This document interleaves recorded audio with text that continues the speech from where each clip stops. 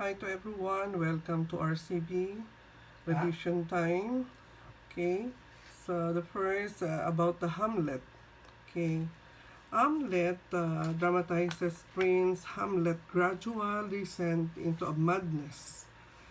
Early in the play, the ghosts appear to Hamlet and inform him that Hamlet's father, the King of Denmark, was murdered by Hamlet's uncle, Claudius.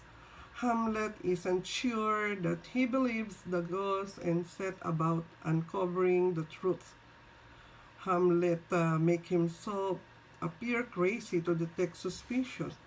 He, he later rejects his sweetheart Ophelia and convinces players to enact the scene of the murder in front of Claudius, who reacts suspiciously.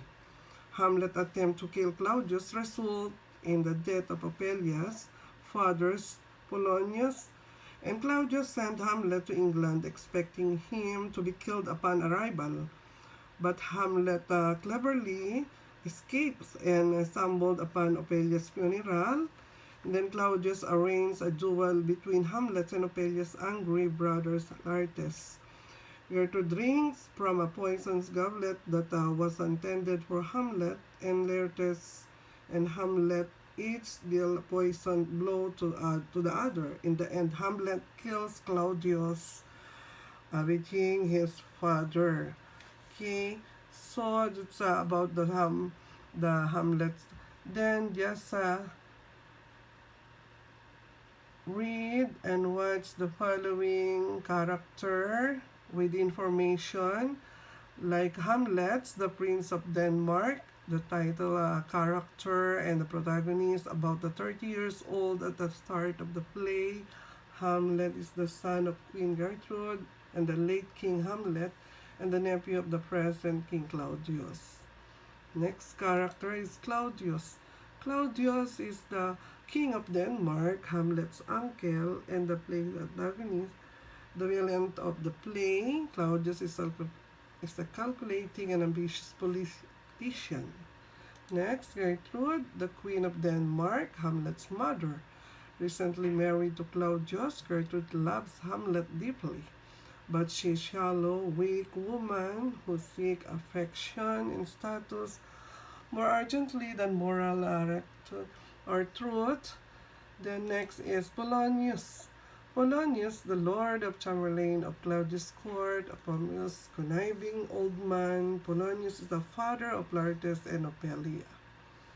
Next is Horatio.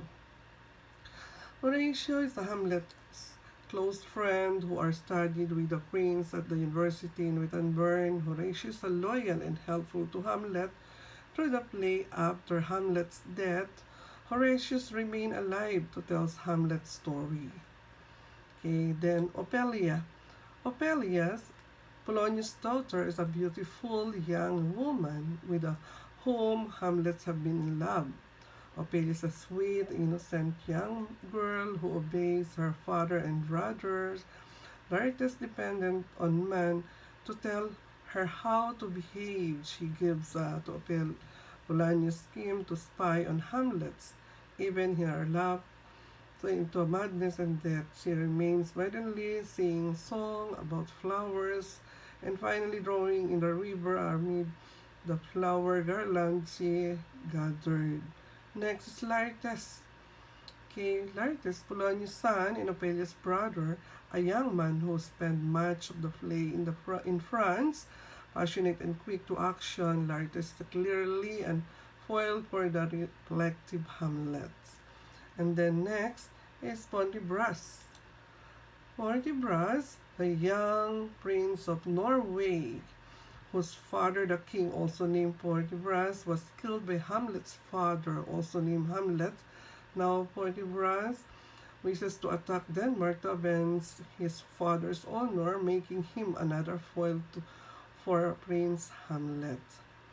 And then next, the ghost, the specter of Hamlet recently, this is father, the ghost who claimed to have been murdered by Claudius called upon Hamlet to avenge him. Then Rosencrantz and Guildenstern to slightly bumbling courtiers, former friends of Hamlet from Wittenberg, who are summoned by Claudius and Gertrude to discover the cause of Hamlet's reign. And then was Rick, the foolish courtier who summons Hamlet to do well with Laertes.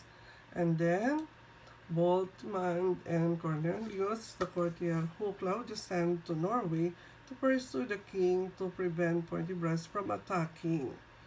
Okay, so that's all for the character information. Uh, Read and watch again for a better understanding. And then next, do the activity for the to start to revise. First, how much do you know about Hamlet? Right, yes or no? Hamlet's the king of Denmark? No. Hamlet's a young man? Yes. Hamlet is usually look happy?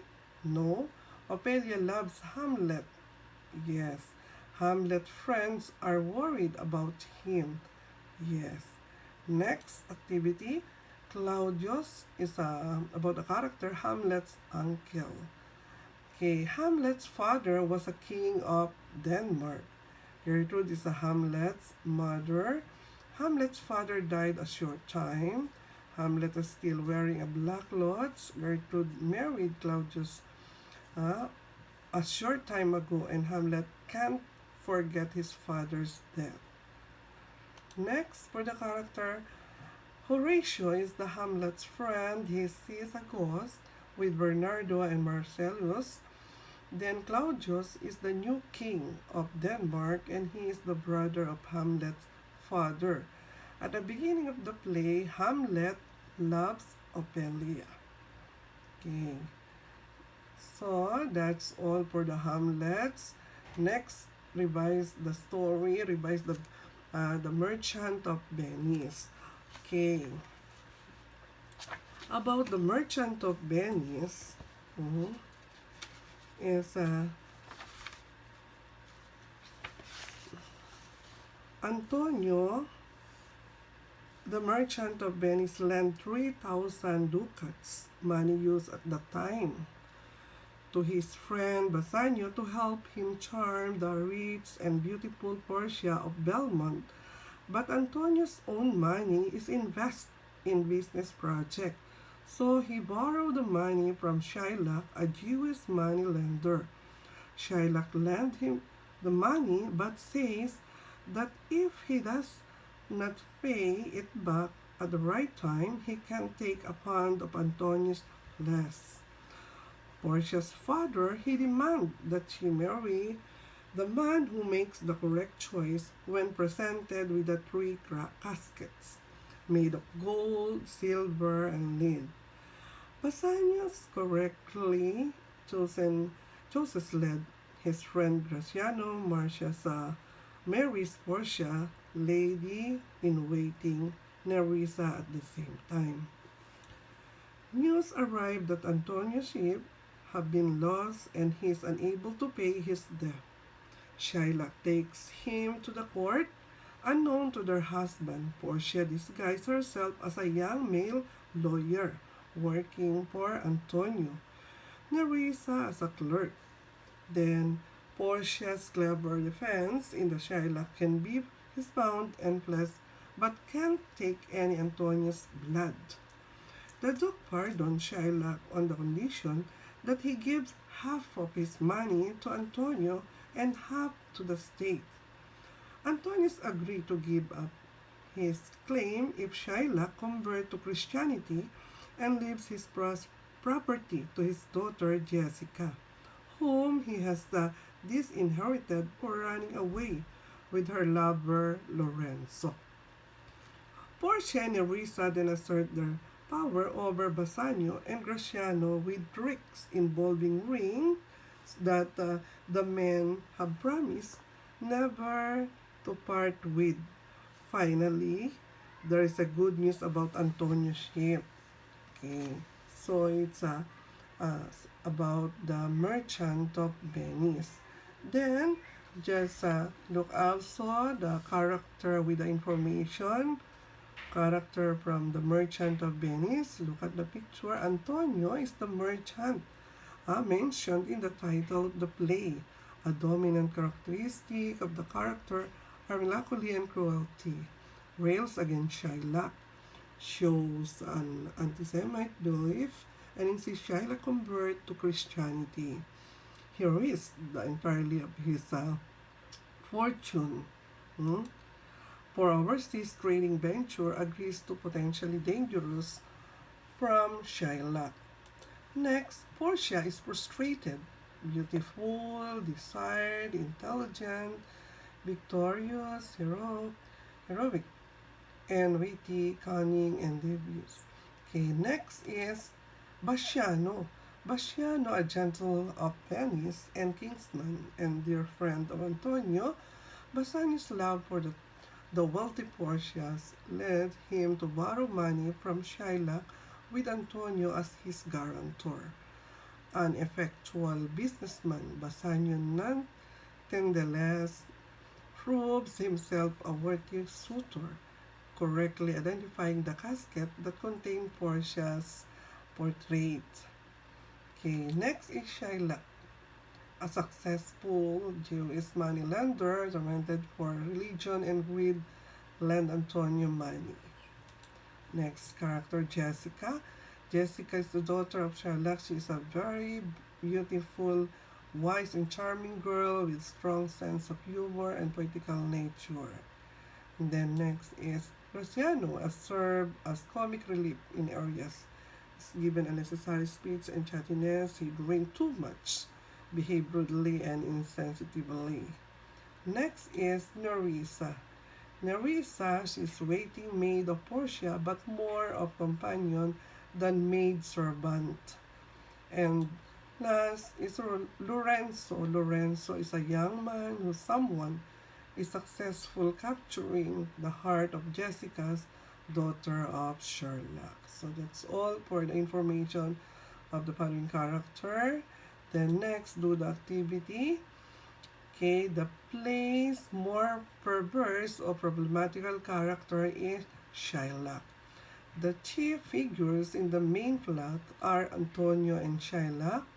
Shylock may be described as all of the following except weak, vain, and consistently and self-deluded. The audience is the first introduced to Shylock in which of this scene?